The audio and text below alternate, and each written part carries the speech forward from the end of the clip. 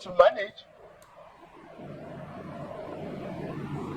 You like to control your electricity bill, switch off the light. Let's learn to manage. Well, we should teach management with all our programs. We have to manage our resources within our means. Media chat. It's the first time he's done it since he came into office.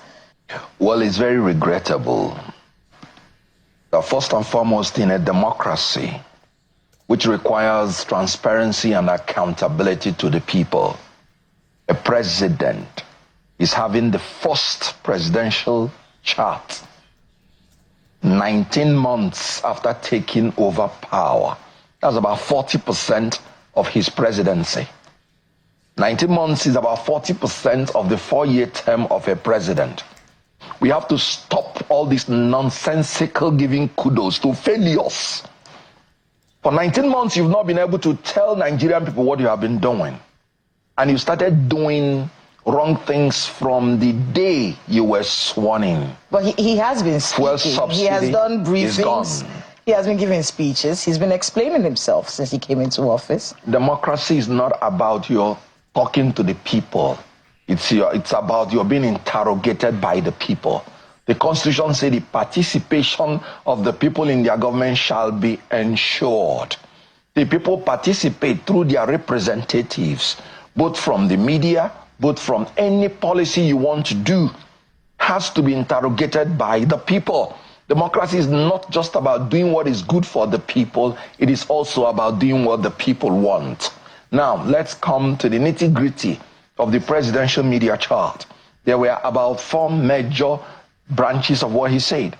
Talked about the stampede, talked about cost of governance, talked about corruption, talked about the tax reform bill. These are about the major areas. About the stampede, this president shifted all the responsibility to the organizers, people who wanted to help people who are hungry. Let me tell you, this stampede happened in the East. It happened in the West. It happened in the North. That means it's now a general thing that Nigerians from all sectors are hungry and things are hard. They did not die in stampede because they were poor. Poverty exists in every country. They died in a stampede because they were desperately hungry. In other words, they know that if they don't have that food, they don't even have anything to fall back in their house. And that is why they had to struggle for 5,000 naira and for grains of rice. The worth of life in Tinubu's government is now about 5,000 naira and it's about grains of rice. Look at what happened in Abuja, in the Catholic ministry. They've been doing that for decades. They've been doing that for years. Why is today's own different? It is different because people have become desperately hungry. When people say negligence of the people organizing it, people that were expecting like 500 persons and they saw 5,000 persons, they wouldn't have reasonably assumed that 5,000 persons will come. And when the 5,000 persons came, they would have been able to organize themselves if they were not desperate.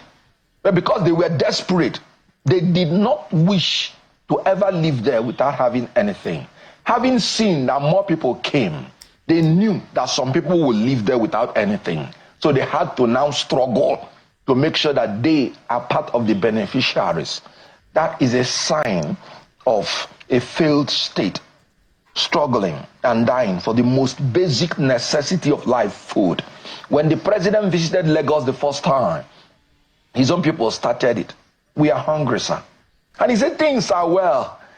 His dim-wit fellow people that are serving him will go to him and say things are well.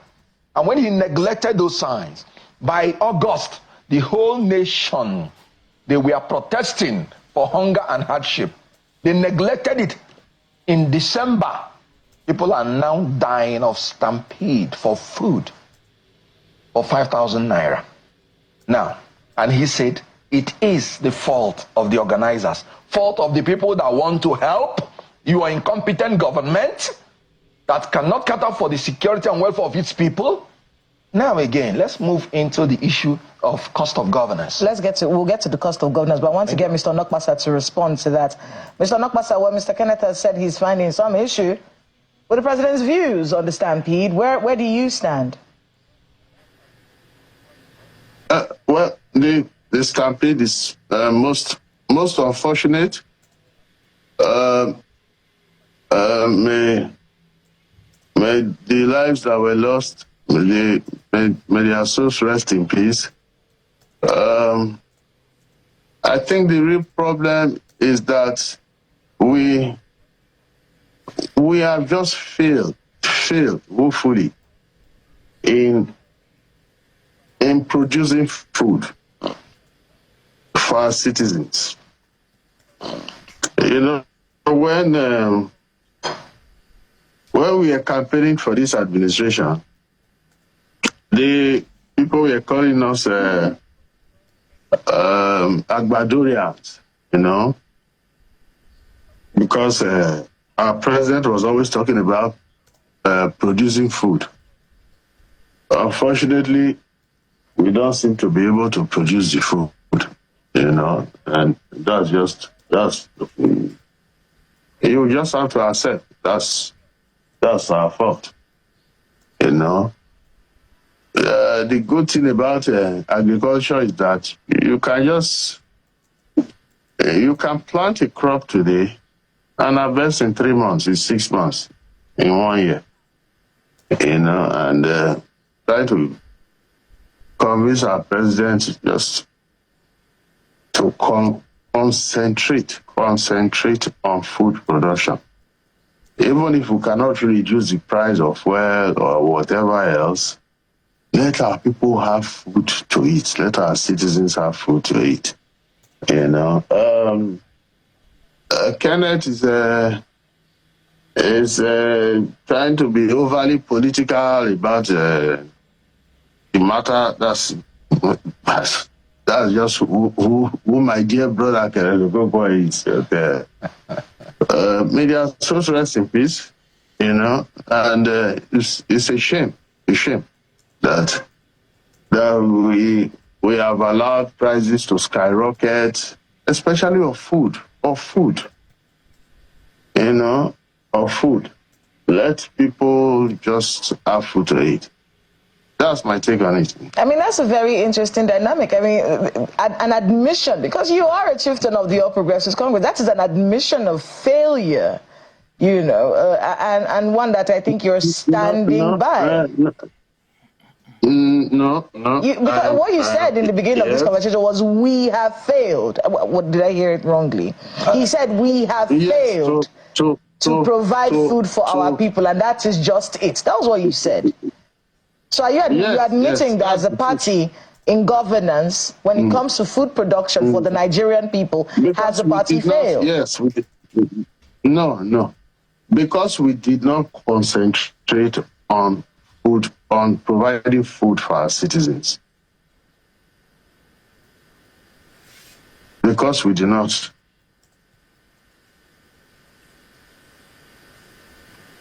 I mean, I'm still hearing the same thing from you, Mr. Okonkwo. We'll get back to you, Mr. Okonkwo, on that, but that does sound like an admission of failure. Well, you know, I so much enjoy my brother Okonkwo because he seems reasonably, honest. You know, I used the word failure, I think, about once, and he used the word failure about 5 times. So, and yet he said I'm political. And actually, he echoed, more than myself. But having said that, God forbid that I will play politics with the destiny of Nigeria. Because that is what the All Progressive Congress accused opposition. Actually, it was the PDP that they were responding to. Yes, and they said you're playing politics with this. That is the cheap blackmail that failures always do. Rather than addressing the issue, they shift the responsibility. Have you ever seen this government? When they say they take responsibility, I wonder which responsibility. The worst statement the president made in the presidential chart is scoring himself excellent. He said he has done excellent job. The man that is staying with me in this studio is an Abadorian. And he said, we have failed. Was that not an admission that this president has done the worst job by any president since independence? And I always place my facts on the table. What are the facts on the table? This president, in the last 12 months, we have had national grid collapse for more than 12 times. It has never happened in Nigerian history. Meaning, the power is not accessible, it is not available, it is not affordable. This president, between October and November, and this is a president that is priding itself or himself that security has improved. More than 2,496 people have been murdered and about 1,757 persons kidnapped between October and November. This is the president in that presidential chart said we should cut our cloth according to him, according to his body. But thank God you have said good. Now, this is the president that is driving the most expensive car in the history of president of Nigeria, limousine beast, that cost Nigeria almost ₦1 billion. This is the president that had a presidential jet working, but he went for a new one, 150 billion naira. And this is the president that is saying, cut your cloth according to your size. So in the area of what has he excelled to award himself excellent? Let's find out what Mr. Nakwasa thinks. Mr. Nakwasa, was the president right to score himself excellent? Well, no, I must admit that, because I must just admit that it was not right, because we ought to be able to feed our citizens, and it's very, very easy to do that. You just you simply just get the people to go to farm. You know, you mobilize them to go to the farm and produce food, you know. And unfortunately, we've not been able to do that, you know, and that is even us in our party, we feel a bit bad about what that our president has not been able to mobilize Nigerians to produce food for our citizens. You do seem very. I'm listening to you right there. You do seem very saddened, and you know, like Mr. Kenneth Okonkwo said, reasonably honest in your assertions this morning. What would you think? What would be a score? What would be the score? Because what the president did yesterday was score himself excellent. What would be your score for his governance style this year, at least? Well, I can't. I'm a Catholic, Kayla. I'm a Catholic, and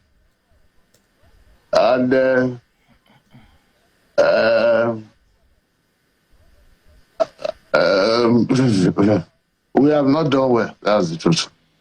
Simple. Okay, thank you very much. We'll get back to you.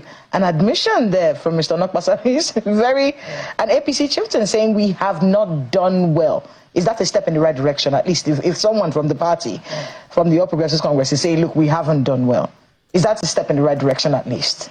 Maybe we're on the road to recovery, maybe. If the president has been listening to the Onokwasas of this world, he would have been performing better in office. But he's listening to people who are telling him he's excellent. And he will come to the whole world to be saying he's scoring himself excellent on the graves of about more than 70 persons that died on the eve of that score to himself because of food. What is the level of conscience that we need for a man to be compassionate for his people? Look, the facts are there. Facts are sacred. This same president, when he was told about corruption how to fight corruption. He said, oh, I will fight corruption. We are fighting it. How? We increase the wages of the people. Oh, we are allowing people to go to school, education. Let me tell you, corruption since the fall of man in Garden of Eden is innate in human nature. And the only thing that can deter people from being corrupt is deterrence, punishment for corruption. This president has just revealed that he does not intend to punish anybody that is corrupt in his administration. The only thing that will make him to punish anybody is when you are no longer loyal. And it's happened with the humanitarian ministry. I was here when I told you it was optics. How many months now? Have those people been tried? You suspended, you removed. Has that person been tried? Now, when he talked about he is increasing the wages of people, when this president came in, the minimum wage in Nigeria was $60 per a person. Today is about $46 per person, less than $2 a day. And then you're talking about you're fighting corruption by increasing minimum wage, when actually the value of the minimum wage has reduced. That means he is actually increasing the propensity for corruption. Because you talk about currency, not in the quantity of it, but in the quality of it. $1 has remained $1 since I was born. The value of it changing maybe about 6% or 10%. More than 56 years of my existence on earth. In 1984, we could pride ourselves that $1 was equal to 1 naira.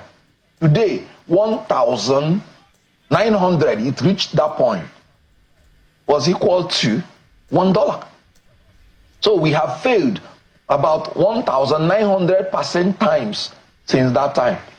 And there is a president sitting down telling you he's excellent. Now, let me tell you about the subsidy that he talked about. Petrol price is not 1,000 naira because of removal of subsidy. When subsidy was removed, the price came to about 517 naira per liter. What cost the per liter fuel to reach 1,000 something is the devaluation of the currency.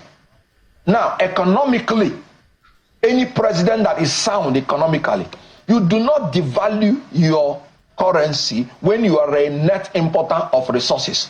When he devalued that currency, Nigeria was importing 100% of refined products. What it meant was that you have made your importation more costly than your exportation. And then, even the government could not afford that price. That was why they had to introduce some kind of subsidy again. They removed it completely. But because of the devaluation of Naira by more than 300%, from about 500 Naira to 1,700, and it jacked up the price of fuel to about 1,000, more than 1,000. So the issue here is that there is a government that is lacking in knowledge, in economics, in emotional intelligence, and in reality. They are living in alternate universe. The problem with this government is that they are bold to take decisions, but they want to extort all the sacrifice from the people. So when they made the mistake of the devaluation, they allowed the whole impact of their mistake to fall on the people. I want to be able people are paying through their nose for the incompetence and corruption of this regime. I want to be able to get what the president said. Let's listen to him when he talked about palliatives. Let's listen to what the president had to say about that. It is very sad that people are not well organized. We just have to be more disciplined in our society. Okay.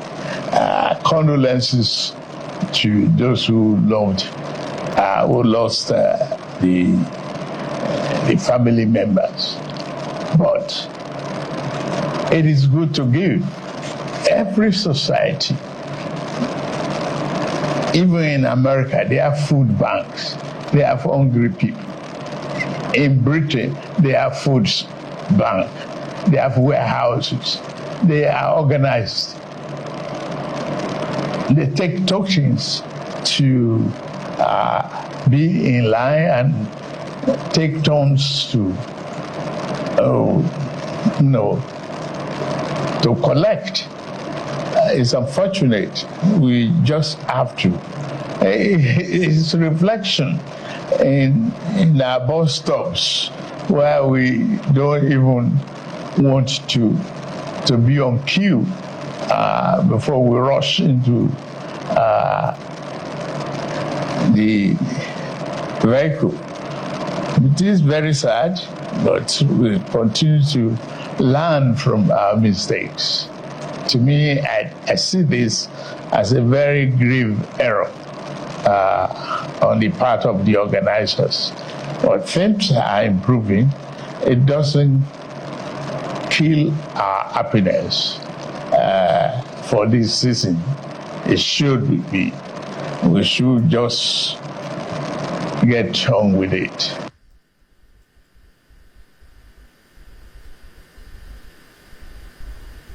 I mean, I think those were the words that really got you upset in the beginning of our conversation, and I think in many ways those words from the president have affected Mr. Onokpasa in a way where he couldn't do. The Mr. Onokpasa that we know would have been a strong defender, and he's admitting, saying no, this was not good. He didn't like it very much. At the time, you also mentioned, the president's stand on the cabinet reduction. Oh, yes. Because that was one of the conversations that was had. I think it was Mr. Babajide Titoju who asked him yesterday, how are you going to reduce cost of governance? This cabinet is one of the biggest. I know you've done some reductions before. Are you going to reduce it a little bit more? And he said no. First of all, he never did any reduction. He had 48 ministers coming in. When he removed 5, he replaced it with 7. So the issue here is that, like I told you, there is a president that is living in alternate universe. He said we must learn to live within our means. We should not be spending more than we are producing. How can a government in a capitalist economy think about bloating cabinet as as the explanation for efficiency? Well, he says they're performing optimally. Those were his words. They're performing optimally. Everyone there. Good. That is where I hold the journalists that interrogated him very responsible. Because when he said that, he even dared them to give him an example of one minister that is not performing. And I just told you about a minister. We've had 12 national grid collapse. In 12 months, it has never happened. If that is performance, then it is regrettable. Now, the issue about cost of governance. In a capitalist nation, a minister's role is more of regulatory because he doesn't go there to do it. There is private ownership to means of production. What are you doing with 3 ministers in agriculture alone? And people are dying because of food. You have just bloated the bureaucracy, spending money on people that are doing nothing. What are you doing with about 16 ministers of state? That is assistant to minister. And you're giving them the largesse. They won't agree with you. Of a minister. I am saying it. They won't agree with you. Because minister of state means that there is a substantive minister. That's the only reason you say minister of state. We'll get to that, but I think we're joined by Dr. Taufik Raimi, development expert and business economist and policy analyst. Mr. Raimi, can you hear me? I can hear you. Okay, I want to believe that what we should be looking at, like we do in private sector, is how can we increase productivity? If these people are productive, if your expenditure is 10 million and you generate 25 million, you are productive. The problem is when they are not productive. So I think that is from where we should look at it. And again, I must add, the question also to ask is he legal? Is his cabinet legal, or is he violating the constitution? The answer is no. Dr. Raimi, I'm going to get back to you. I need to come back to Mr. Kenny Okonkwo in the studio here. One other thing the president talks about, you heard his responses, you can respond when you're giving your response. He talks about the tax reforms. And in fact, we're seeing that as one of the major stories. And most of the newspaper today, he's not going back on those tax reforms. And then he also talked about the service chiefs and security in the country. Just your views on some of the assertions that he made, especially when it comes to the tax reforms. He's not going back. People say these tax reforms are pro-people. First of all, I listened to the last speaker. And one thing about people who want to parrot the achievements of this government is that they do not speak with facts and quantitative analysis. What figure did he state whatsoever to support any of his analysis? The inflation rate. What is it? Food inflation, more than 40%. I bought the bag of rice that I used 109,000 naira. Now he talked about Buhari's government. The truth is that Tinubu's government has beatified Buhari's government. He inherited 195 naira per liter in terms of fuel. The inflation rate that he inherited, he has doubled it like 100%. So he inherited exchange rate for about 420 naira per dollar from Buhari. Our debts, then we were indebted to about 77 trillion. Now it's about 130-something trillion. This is a president that said, if I remove all subsidy, I will have enough revenue to provide the infrastructure. And this is a president that has removed all the subsidy and is borrowing. He has borrowed more than $15 billion since he came in. Maybe more than Buhari borrowed throughout his 8 years. So when people who speak, the last speaker just came in and just said what President Tinubu said in his presidential chat and gave him a pass mark. In law, when you want to corroborate an evidence, your own evidence will be independent of what is said. Not repeating exactly the same thing the person said, and now say the president called himself excellent, so he should be excellent. That's by the way. When we talk about the tax reforms, Section 146 or thereabout of the tax bill said they were going to increase VAT from 5% to 15%. And yet he said the tax bill is pro-poor. The president said that... That's because particular segments of society are exempted. Yes. Particular people. From what? From consumption? From you go to the supermarket to buy and you're exempted. So you're still paying it if you're going to do... That's what I'm saying. That's consumption tax.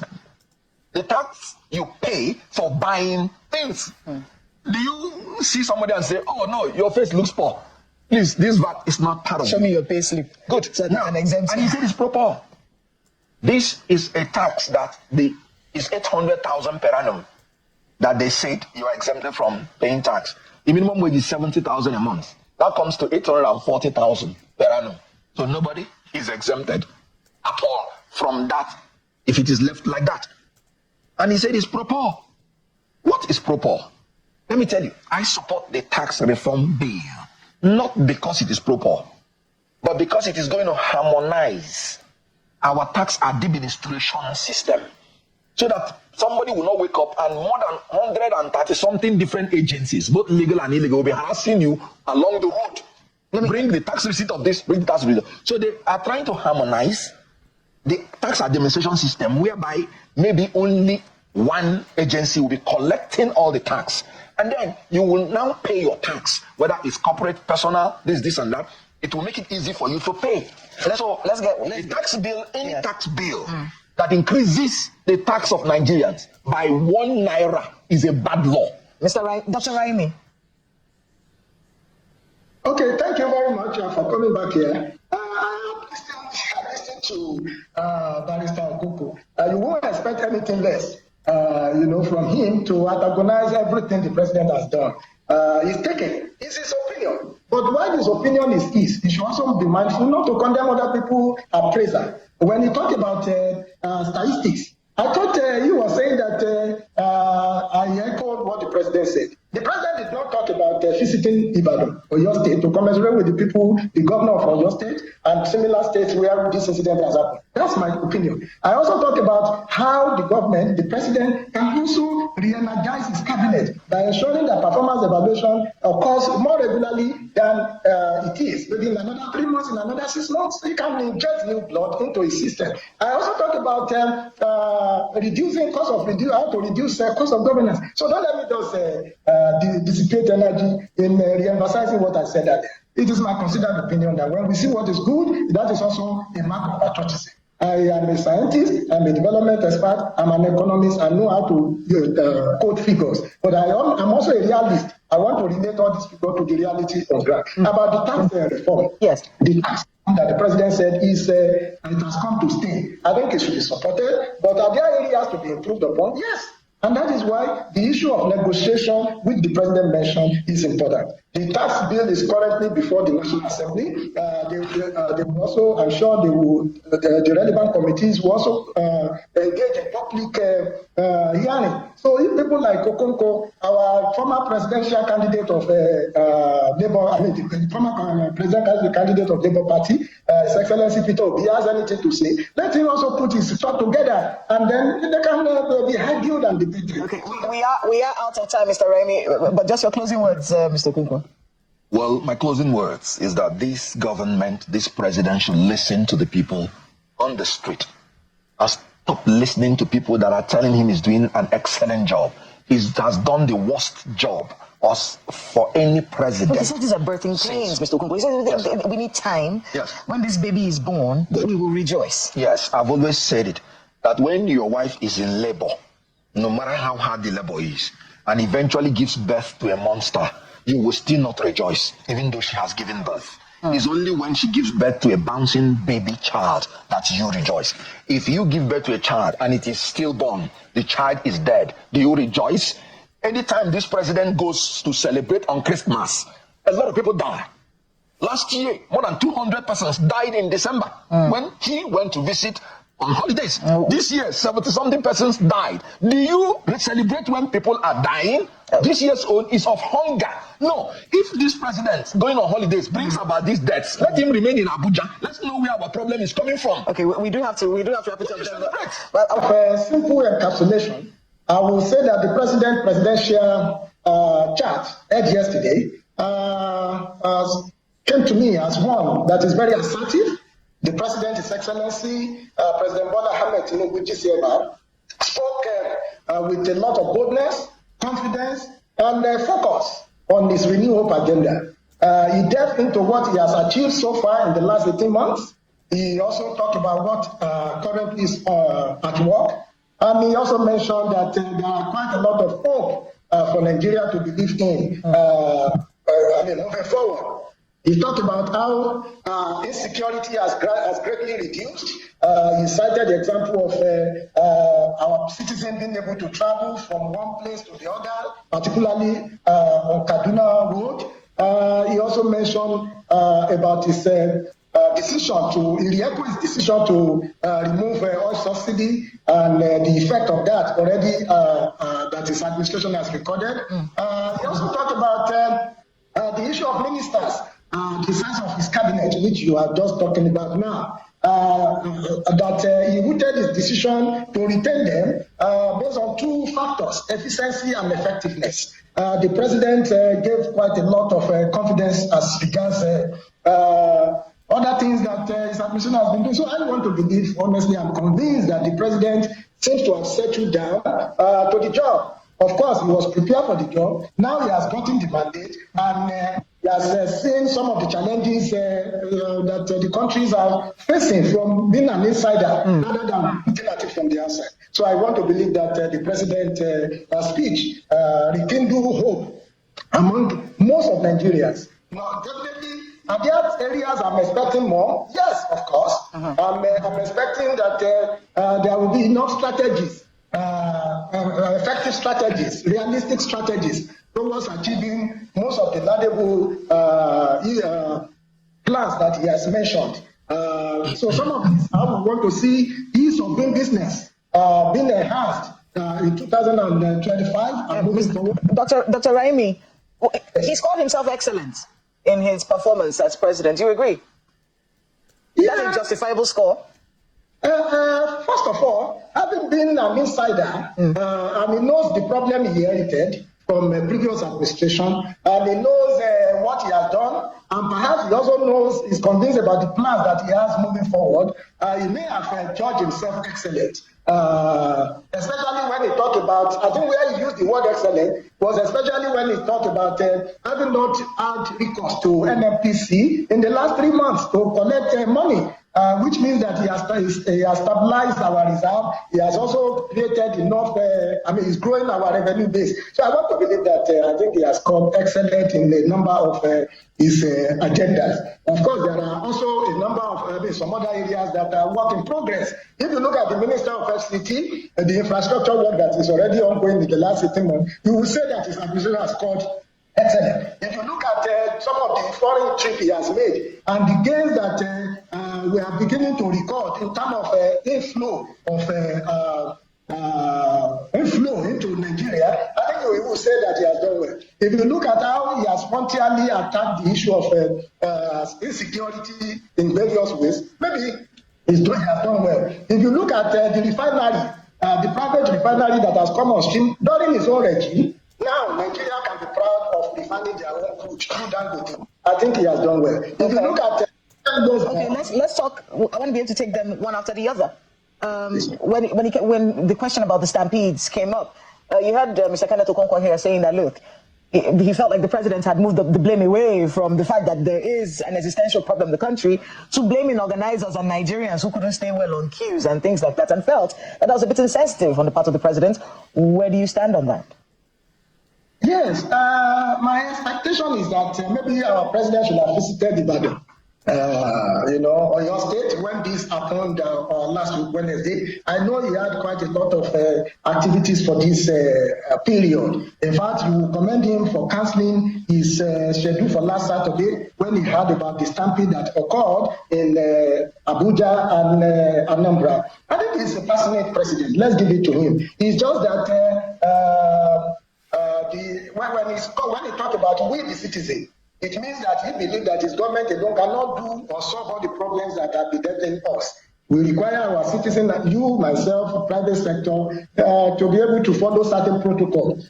I commensurate with those, the three states, as it were, if Abuja is counted as a state, more or less, where this has happened. I don't think he's unmindful or he lacks pity. It's just that it's also saying that even when we commensurate with ourselves, what is it that we should begin to do as citizens? We should have protocol.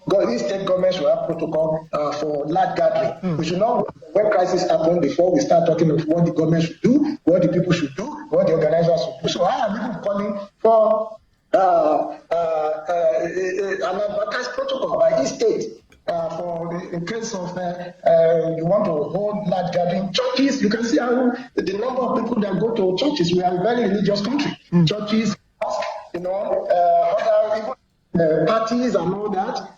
Shows our creative industry is becoming very, very rejuvenated, which is good. It's also begin to say that when people go to this place, are their lives safe? Would they go well and come back well? So I think that is what the president is trying to do. So we must not put politics in everything. Of course, politics is everything. Should the president reduce his cabinet? The president and his cabinet, I want to say that even in private sector, that some of us have belonged and we have consulted both for private and for public sector.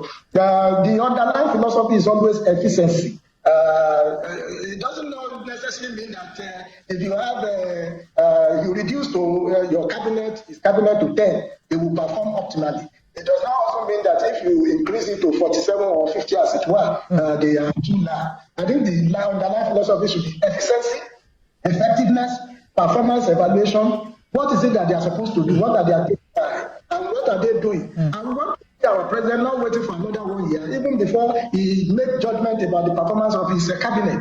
I want to see like what is done in private sector within 6 months, what we call probation period. I mean, that's a very interesting dynamic, Mr. Raimi. The fact that they moved the conversation, at least he moved the conversation, and you're doing it right now, moving the conversation to the efficiency of the cabinet. But the question really was about reducing the cost of governance. No, are there ways that the president should reduce the cost? You can keep efficiency while you reduce the cost of governance, or is that an impossibility? Okay, let me tell you some of the factors are always by which the cost of governance can be reduced, even if you retain the size of your cabinet. Because after all, how much are these ministers being paid? Of course. So if you can reduce the size of governance, one, by eliminating repetitive budget items by ministry. Every year you see ministry budgeting for vehicles, whereas a vehicle should not just have its life cycle as 1 year. So you can reduce. In fact, you will gain so much by reducing Cost of lithography, people they buy paper, they buy photocopiers, they even travels. I was listening to one of his aides yesterday saying that he had only traveled only twice this year. And that is the senior special advisor to the president on economic matters, Dr. Tope Fasua. He was on another station, your sister's station yesterday. So twice in a year is not much. You listen to that video? Yes, good. That's why I like Kenny Okonkwo. He will tell you the way it be. Do you understand? So that's why I like him. He and Dele Farutimi. That's why people hate them. People don't like them. People who are very truthful, they will come and tell it to your face directly. They be very blunt about it. And they listen to 3 of them. Now, somebody from APC camp is saying that he used the word failed. Tinubu has failed. Somebody from APC camp. Forget. If all of them, definitely they can't do the same. If they are telling Tinubu like this, Tinubu will understand. You understand? But now people, look at the other one. That one, imagine that one is saying that Tinubu did well by scoring himself. Can you imagine? So those people, those kind of people are the reason why Tinubu is not doing well. And Tinubu think he's doing well. So he has failed. Somebody from APC camp said that they failed. I know that one came out before to say that Tinubu has failed. He's repeating it. That he's failed. This is not what we thought it was going to be. This is not the promise Tinubu promised. So it's just like that. So they just need to accept failure and nothing more, just to accept failure, that they have failed. Yes. So anyways, please subscribe to this YouTube channel. I'll be your guy. Run out for me. Subscribe, hit the notification button now.